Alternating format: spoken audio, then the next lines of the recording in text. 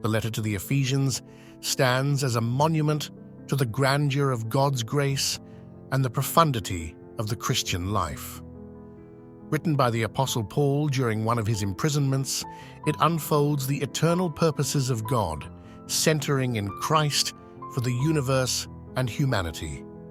By the time we get to the 4th chapter, there is a shift in the tenor of the letter. The first 3 chapters of Ephesians are a breathtaking overview of the spiritual blessings in Christ. Paul paints a vibrant picture of a believer's position in Christ, emphasizing God's immense love and the riches of His grace.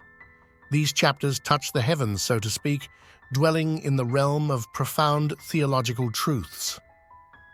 From election before the foundation of the world, 1:4, to being seated with Christ in the heavenly places, 2:6, to the revelation of the mystery of the Church, 3:6, Paul unveils the eternal counsels of God in all their glory. But as is characteristic of Paul's writings, doctrine is always coupled with duty, position with practice, and revelation with responsibility. Thus, chapter 4 marks a turning point in the epistle. With the phrase, "I, therefore, the prisoner of the Lord, beseech you to walk worthy of the calling with which you are called," Paul moves from exposition to exhortation. If the first half of the letter elevates us to the heavens, the second half grounds us on earth. The truths of the first 3 chapters are not meant to be left in the ethereal realm. They are to be worked out in the practical day-to-day lives of believers. In this segment of the 4th chapter, Paul doesn't just lay down rules or provide a list of do's and don'ts. Instead, he draws directly from the doctrinal depths of the first half of the epistle. The ethical instructions are rooted in the believer's union with Christ and identity as part of his body. They are not just about individual morality, but about maintaining the unity and testimony of the church. As we study Ephesians chapter 4, verses 25 through 32, we are not merely exploring principles for personal piety. We are delving into the profound application of the eternal truths of the gospel, understanding how our lofty position in Christ bears fruit in tangible, loving, and holy conduct in our communities. We read in Ephesians 4, verse 25, "Therefore, putting away lying, let each one of you speak truth with his neighbor, for we are members of one another." Lies, half-truths, and deceit are discarded like worn-out garments. In the community of Christ, falsehood has no place. The reason is profound. We are members of one another.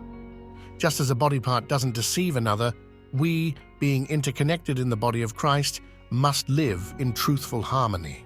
Let's commit to be people of unswerving honesty. In all interactions, whether big or small, may truth prevail. Verses 26 through 27, "Be angry and do not sin. Do not let the sun go down on your wrath, nor give place to the devil." Paul acknowledges the legitimacy of anger but warns against its misuse. Not all anger is sinful, but it becomes so when it festers, leading to bitterness, resentment, or ungodly actions. When we nurse our anger, we give the devil a foothold in our lives.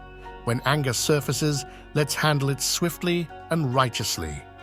Address the issue, seek reconciliation, and don't let bitterness take root.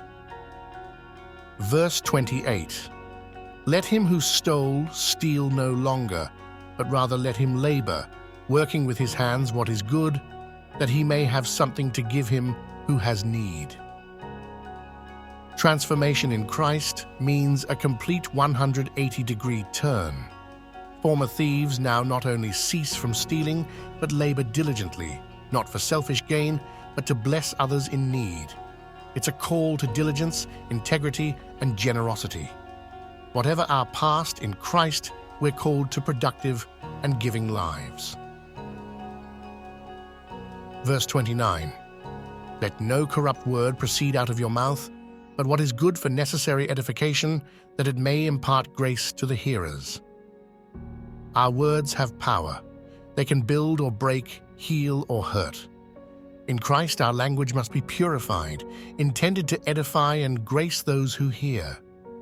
Before we speak, let's weigh our words against the scales of grace and edification. Will they uplift or tear down? Verse 30, "And do not grieve the Holy Spirit of God, by whom you were sealed for the day of redemption." The Spirit, our divine comforter, is grieved when we deviate from holy living. Yet he has sealed us, marking us as God's possession, securing our eternal redemption. In gratitude for such a seal and in love for our Comforter, let's strive to live in ways that bring joy, not grief, to the Spirit. Finishing up here in verses 31 through 32, we read, "Let all bitterness, wrath, anger, clamor, and evil speaking be put away from you with all malice. And be kind to one another, tender-hearted, forgiving one another, even as God in Christ forgave you." The old nature, marked by malice and bitterness, must be discarded. Instead, we're called to exhibit Christ's nature, kindness, tenderness, and forgiveness. After all, we've been forgiven much.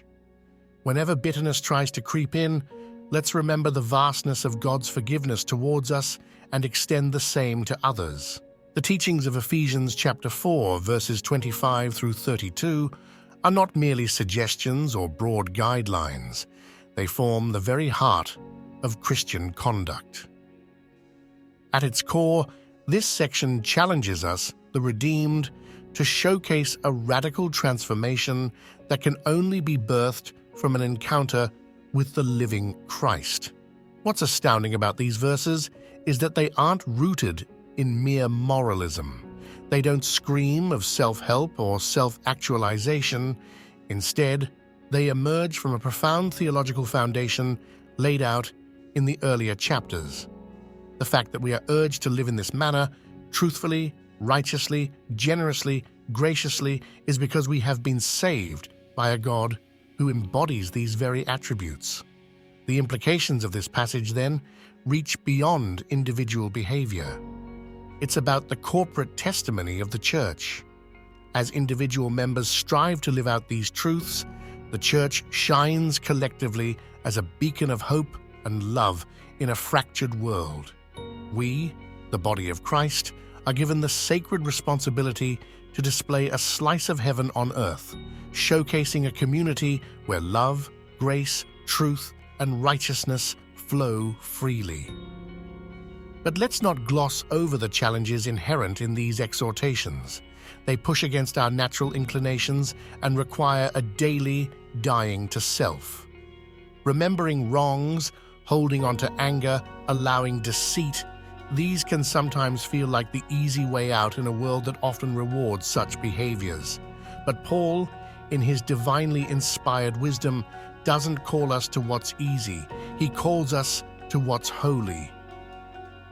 As we close our reflection on this passage, let each of us gaze deeply into the mirror of God's Word. Are there areas where we're falling short? Is the weight of our new life in Christ reflected in our daily choices? While perfection remains out of grasp this side of eternity, let's strive, through the power of the Spirit, to inch ever closer to the mark.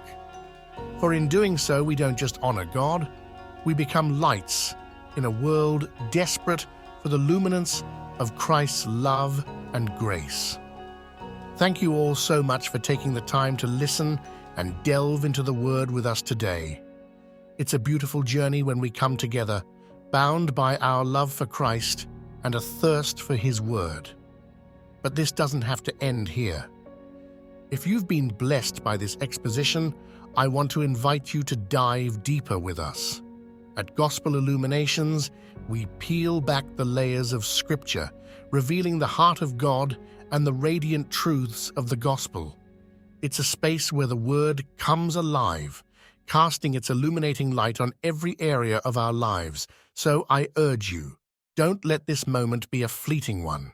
Subscribe and join our community, and let's continue to walk hand in hand, shining the light of the gospel to every corner of the world. Until next time, may the Word keep your path bright and your heart ever aflame.